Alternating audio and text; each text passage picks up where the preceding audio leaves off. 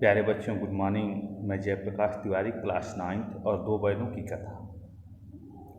इस कहानी के चौथे भाग को हम लोग आज पढ़ेंगे।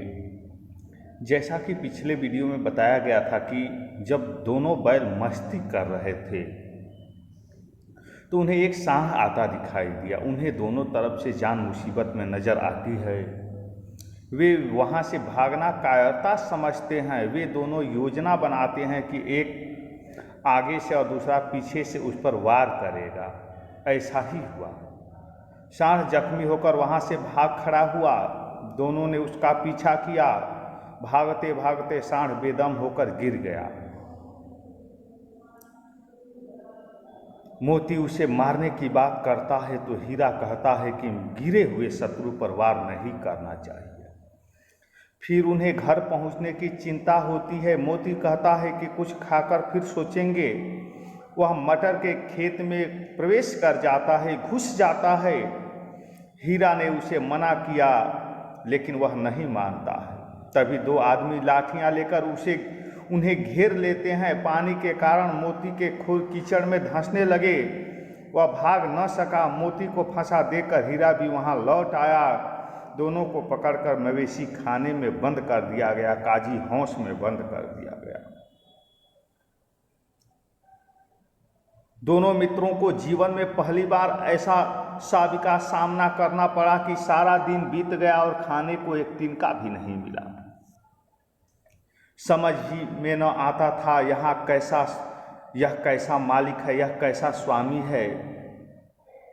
इससे तो गया फिर भी अच्छा था। यहाँ कई भैंसें थी, कई बकरियां, कई घोड़े, कई गधे, पर किसी के सामने चारा न था। सब जमीन पर मुर्दों की तरह पड़े थे।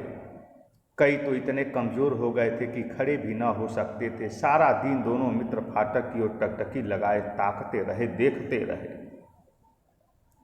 पर कोई चारा लेकर आता न दिखाई दिया। तब दोनों ने दीवार की नमकीन मिट्टी चाटनी शुरू की, पर इससे क्या तृप्ति होती।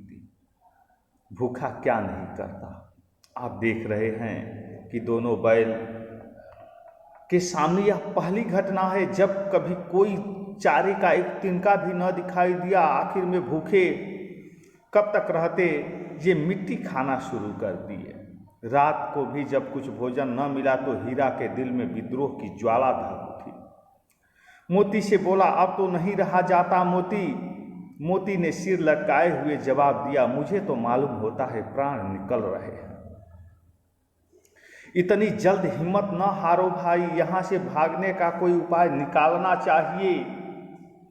आओ दीवार तोड़ डालें, मुझसे तो अब कुछ नहीं होगा। बस इसी बूते पर अकड़ते थे। सारी अकड़ निकल गई। बाड़े की दीवार कच्ची थी, हीरा मजबूत तो था ही। अपने नुकीले सिंग दीवार में गड़ा दिए और जोर मारा तो मिट्टी का एक चिपड़ निकल आया। फिर तो उसका साहस बढ़ा। इसने दौड़ दौड़ कर दीवार पर चोटें की और हर चोट में थोड़ी थोड़ी मिट्टी गिराने लगा। उसी समय काजी हौस का चौकीदार लालटेन लेकर जानवरों की हाजिरी लेने आ निकला। हीरा का उजटपन देखकर उसने कई डंडे रसीद किए और मोटी सी रस्सी से बांध दिया। मोती ने पड़े पड़े कहा, आखिर मार खाई, क्या मिला? अपने बूते भर जोर तो मार दिया। ऐसा जोर मारना किस काम का कि और बंधन में पड़ गए। जोर तो मारता ही जाऊंगा, चाहे कितने ही बंधन पड़ते जाएं, जान से हाथ धोना पड़ेगा, उसके मित्र ने समझाया।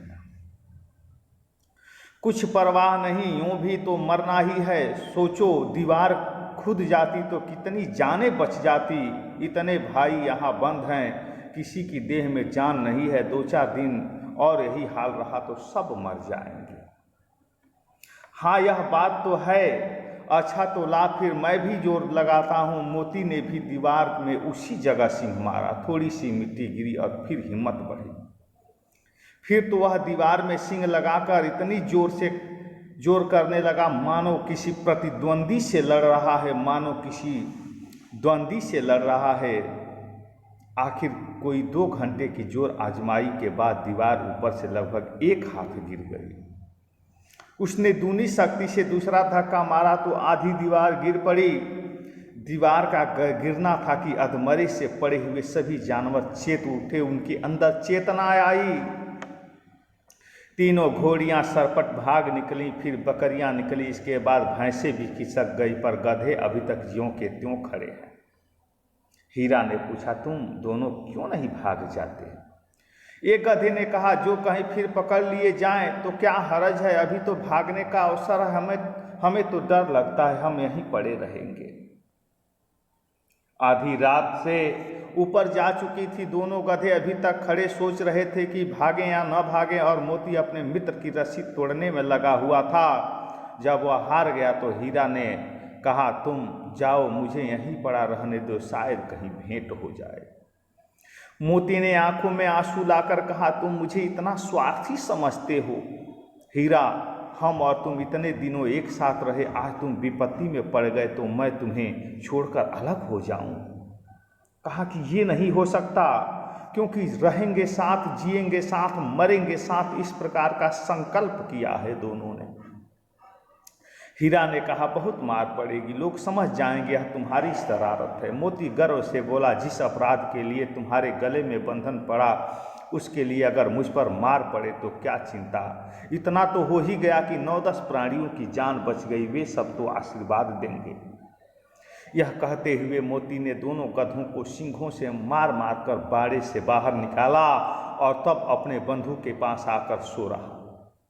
भोर होते ही मुंशी और चौकीदार तथा अन्य कर्मचारी में कैसी खलबली मची, इसके लिखने की जरूरत नहीं है। बस इतना ही काफ़ी है कि मोती की खूब मरम्मत हुई और उसे भी मोटी रस्सी में बांध दिया गया, उसे भी मोटी रस्सी से बांध दिया गया। प्यारे बच्चों, इस वीडियो में बस इतना ही, फिर हम अगले वीडियो में मिलेंगे। धन्यवाद।